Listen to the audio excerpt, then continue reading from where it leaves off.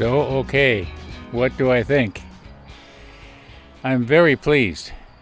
It was 4 months ago today that I went for my first ride. Or actually, it was a pretty short ride. I just rode from right here into the bike box. I think it was 2 or 3 days later before I actually got up enough nerve to take it out around the block. And here's what happened the first time I took it around the block. One of my complaints, I have two complaints about this bike, and neither one of them are really part of a fault of the bike. It's my problem. The major one was I could not get my feet up onto the pegs, and I went around the block here, and I came back, and I parked right here, and I wanted to go into the house and crawl under the bed and stay there. And I was thinking things like, there's no fool like an old fool, because here I'd been looking forward to this bike all winter long. Some of you know me, I was talking about it in the model ship episodes. And I was going on and on about how great it was going to be and how much fun I was going to have. And then when I got it, I thought, I can't ride it. I just physically can't ride it. So I went back into the house as best I remember, and I thought about it, and I thought, there's got to be a way. So I came back out, and I finally figured out a way that I was having most trouble with my left leg. I just couldn't lift it high enough to get onto the pegs. And so I finally figured out a way that I could do it, but on the pegs, it had a little curled up thing to keep your foot from sliding off, which is actually a good thing for most people, but it was a bad thing for me because to get my foot off of it, I had to lift it up a little bit and then go out and then down. And I think it was my second or third trip around the block, I almost fell over because I went to take my foot off the peg because the bike was falling this way, and it was my left foot. And it hooked. As you can tell, the bike's not damaged. So, and I videoed the ride. I don't think anybody really picked up on that. I went for 3 rides that day, and by the time I'd been out for a little over an hour, I think it was my third ride. I'd gone out to Bird's Hill and gone around and come back. I was feeling quite happy. I was thinking, hey, I can do this, and I was feeling really good about it. Okay, so that's the first thing I don't like, is where the position of the foot pegs for somebody who's got arthritis in their knees. Now, that's not a problem with the bike. There's nothing wrong with the bike. It's me. Okay, now, the other thing is that I don't like is it has an extremely sporty ride. You kind of feel all the bumps. It's the kind of suspension that if you were on what we used to call washboard, we don't experience washboard too much anymore because we don't have the gravel roads that I grew up with when I was a kid. At least in the little town that I lived in at that time. And the highways were gravel, and we would get what was known as washboard, and it was this kind of suspension would keep you planted on the road on washboard. It's good. It's a real good suspension, but consequently, it's a little bit I think rough. Now, when I first got this bike, I thought I was used to my little Honda scooter, and it had a real nice ride as long as you didn't hit a bump that was any higher than about this. Like going across railroad tracks or something like that, man, you really felt them. Whereas this, you go over railroad tracks, yes, you feel them, but they don't bottom out. So this actually takes bigger bumps, way better than the scooter, but the small bumps, it doesn't have a soft, cushy ride. So I don't know, maybe change the shocks, or maybe I'll just get used to it. That's really only the two things I don't like about the bike: foot pegs, and the ride I think could be smoother. Now maybe the Honda Goldwing does have a nice smooth ride. I don't know. We'll see. That might be next year. We'll see what happens, but I don't think so. No, there's something that I don't want to forget to mention here, and that is the fantastic, and I mean fantastic, service that I got from Bill's Cycle. It was almost a year ago that I started dealing with Bill's Cycle, and JR said, we're getting one in. I told him what I was interested in, and he said something like, I think we're getting one in exactly what you're talking about. In other words, the basic Honda Rebel 1100 with the DCT transmission, and that's what I wanted. I didn't want the saddlebags and all that kind of stuff, even though it looks a lot nicer. So yeah, they're getting one in. So around Christmas time, I guess last year, it came in. And there was an awful lot of correspondence going back and forth, me asking questions, and somebody there by the name of Anna was extremely patient with me, encouraging, and yeah, just great service. They delivered the bike right here, right to the patio where I'm sitting right now. Some of you may have seen that episode. It's episode number 1 of the Honda Rebel. I'm starting to run out of breath here. If I think of anything else when we go for our ride today, and I'm probably just going to go out to Birds Hill Park and just a little half-hour ride, that's all. Nothing fancy. Yeah, it doesn't look like it's going to rain, so yeah, if I think of anything, I'll dub it in over top of the ride. But I really don't have any complaints. I have absolutely no buyer's remorse. Now, my thinking is I'm planning on getting younger, not older. So that means if I'm 77 right now, I'm going to be 76 next year. Well, 76, maybe I'll be able to handle a Gold Wing. We'll see what happens. Yeah, very, very happy with this bike. A few months ago, I told Bill's Cycle that I plan to do these videos from the standpoint of an older rider. And if you're an older rider and thinking you'd like to get back into it again, hey, it's working. It's working. I don't seem to be having any problem with this bike. It is a little bit more powerful than what I need, but in order to get the DCT transmission, I had to get the one with the bigger motor. This same bike kind of comes in 3 sizes. I think it's a 300cc, a 500cc, and this is the 1100cc. So hey, it's nice to have that extra power, and it sounds pretty good. Yeah, I think the sound it has, the exhaust note, I think it's sort of a Harley Davidson wannabe. Yeah. I don't know if Honda did that or not, because I don't think they have to have the 2 cylinders firing at one right after the other instead of evenly. Anyway, let's go for a ride. I'm going to go put on the banana suit, I call it, my yellow safety suit. I want to be seen. I sort of feel like I need all the help I can get. So visibility is one of the helps. So let's just shut her down here and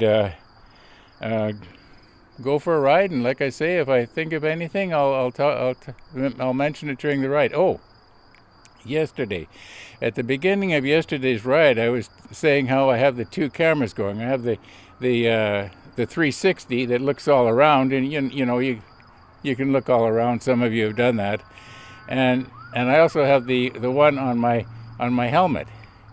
Now the one on the helmet is a lot sharper. It's the one that I actually prefer, but it doesn't look all around. So there's a bit of a trade-off there.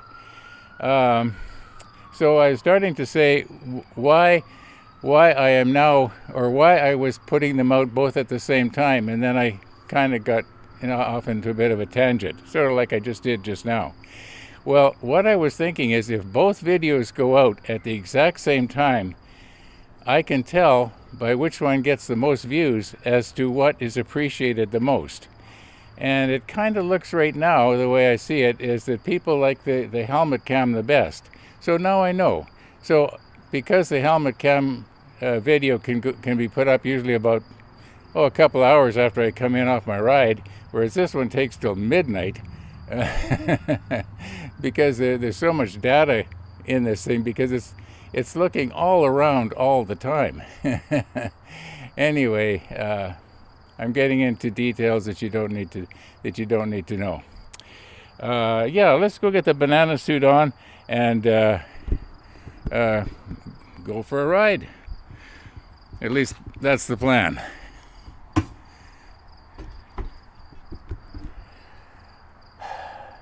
I haven't dropped her yet. Okay, so why are we not going on here? Alright, let's do it this way then. Oh, the 360's not going on. I used it this morning. It was working just fine. Let's take her off, take her in the house, and see if we can see what the problem is.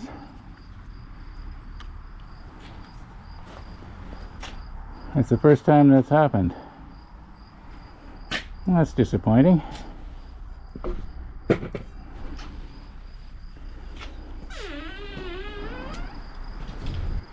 Okay, problem solved. When I got back in to the house there and sat down and looked at it, I noticed that when I had changed the battery, I did not shove the battery in all the way. There's two little latches, the top latch and the bottom latch.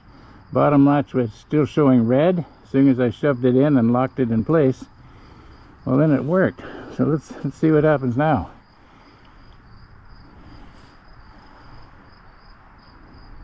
That looks good. Okay, so we're up and running.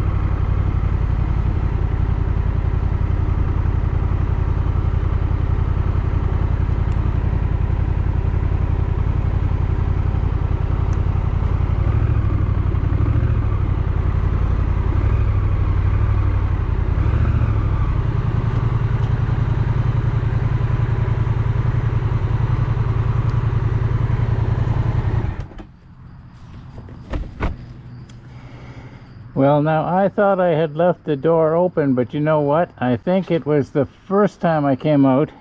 And then when I had a problem with my 360 camera, I went back in the house and came back out, and then I forgot to open the door again. Well, you know, that's the way it goes. I guess it's not going to kill me to get off the bike and then get back on again.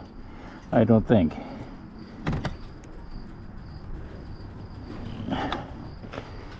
Yeah, so,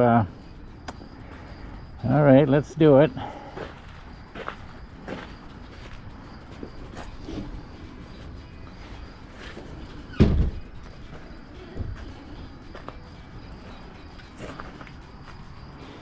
I should put a garage door opener on that thing. I've actually thought about it. In fact, I went on Amazon and I was pricing them, trying to figure out how could I rig it up. And I just, you know, push a button and